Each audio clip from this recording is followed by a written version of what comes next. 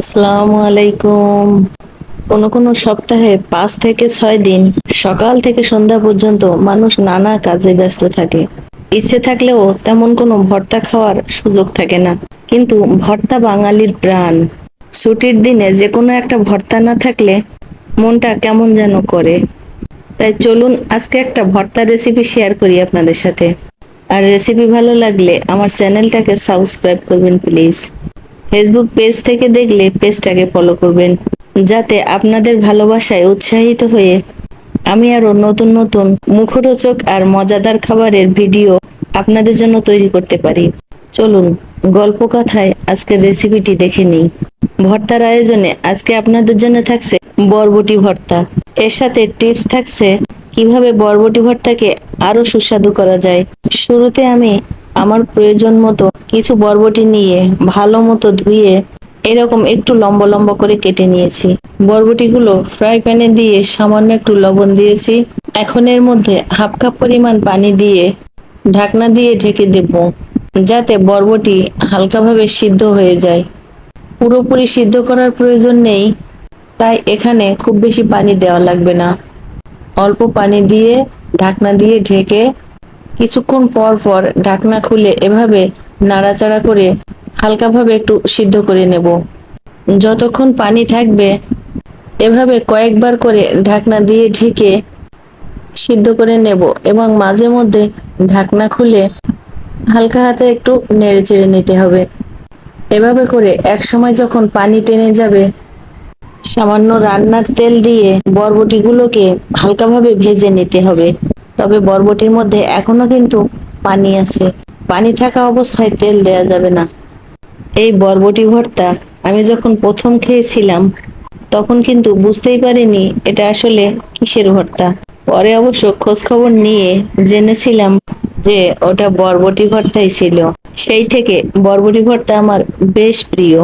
ইতিমধ্যে ফ্রাই প্যানে আমি কিন্তু সামান্য একটু তেল দিয়ে নিয়েছি আর বরবটিগুলো আস্তে আস্তে ভেজে নিচ্ছি। এই অবস্থার চুলার জাল মিডিয়ামে রেখে ভেজে নিতে হবে।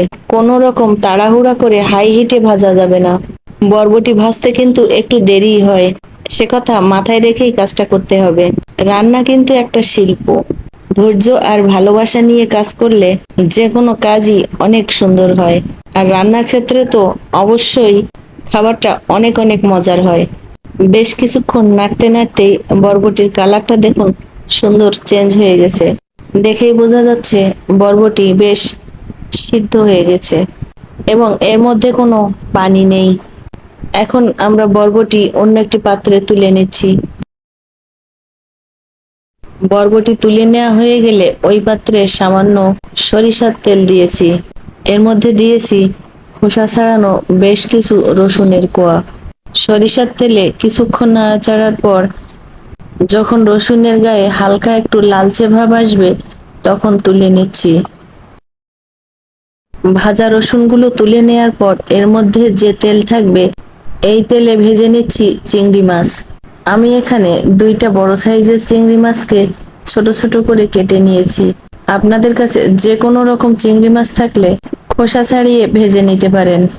চিংড়ি মাছটা কিন্তু ভর্তার মধ্যে অবশ্যই দিতে হবে, না হলে আপনারা ভর্তার পুরোপুরি স্বাদটা কিন্তু পাবেন না। আপনারা যারা প্রথমবার এই ভর্তাটি বানাবেন তারা কিন্তু পুরো টিপসগুলো মেনে চলার চেষ্টা করবেন। আর যারা অন্য রেসিপিতে এর আগে ভর্তা করেছেন তারা আমার এই রেসিপিতে একবার ট্রাই করে দেখতে পারেন। চিংড়ি মাছগুলো প্রায় ভাজা হয়ে গিয়েছে। এখন এর মধ্যে 2-3টা কাঁচামরিচ এবং একটা শুকনা মরিচ দিয়ে একই সাথে ভেজে নিচ্ছি। কাঁচামরিচগুলো এই পর্যায়ে দিচ্ছি কারণ এর থেকে বেশি ভাজার প্রয়োজন নেই। হালকাভাবে একটু ভেজে নিলে হবে। আর এটা চিংড়ি মাছ হয়ে গেলে চিংড়ি মাছের সাথেই তুলে নেব। একই প্লেটে সবগুলো একসাথে করে তুলে নিচ্ছি। এই যে দেখুন ভেজে নেওয়া উপকরণগুলো সব পাশাপাশি আছে।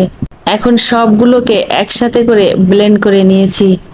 এখন আলাদা করে 3টে শুকনা মরিচ ভেজে নিয়েছি আর ছোট সাইজের 2টা পেঁয়াজ কুচে নিয়েছি। পরিমাণ মতো লবণ দিয়ে ভাজা মরিচগুলোকে ভালোভাবে মেখে নিতে হবে, যেন একবারে গুঁড়ো গুঁড়ো হয়ে মিশে যায়। লবণটা আপনারা পরিমাণ বুঝেই দেবেন। মনে রাখতে হবে এর আগে বরবটিতে কিন্তু একবার সামান্য লবণ দেয়া হয়েছিল। আর আপনি যদি হাতের সাহায্যে মরিচ এভাবে গুঁড়া করতে না পারেন, তাহলে শিলপাটায় পিষে নিতে পারেন। এই মাখানোটা যত ভালো হবে, ভর্তার স্বাদটা কিন্তু ততই ভালো হবে। আপনাদের হাতের কাছে ধনিয়া পাতা থাকলে কয়েকটা ধনিয়া পাতা কুচি করে এর সাথে মিশিয়ে দিতে পারেন। আর এই ভর্তাতে যদি চিংড়ি মাছটা ব্যবহার করতে না চান, তাহলে এখানে চিংড়ি মাছের পরিবর্তে নারকেল কোড়া ব্যবহার করতে পারেন। সেক্ষেত্রে বরবটি ব্লেন্ড করার সময় বরবটির সাথে নারকেল কোড়াটাও একসাথে ব্লেন্ড করে নেবেন। আর কারো কাছে যদি ব্লেন্ডার না থাকে, তাহলে পুরো প্রসেসটা কিন্তু অবশ্যই শিলপাটায় করে নিতে পারেন। তবে নারিকেল দিলে কিন্তু স্বাদটা অন্যরকম আসবে, কারণ চিংড়ি মাছ আর নারকেলের স্বাদ সম্পূর্ণই আলাদা। তবে সেটা অন্যরকম ভাবে ভালো লাগবে।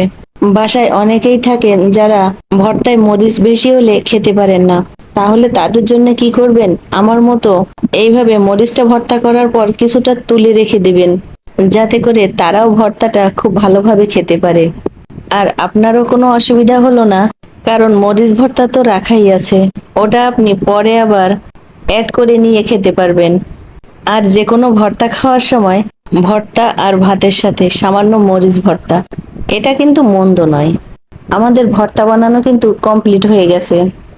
এখন এটাকে একটু রেস্টুরেন্ট স্টাইলে গোল গোল করে শেপ দিয়ে নেব, যাতে করে দেখতে ভালো লাগে।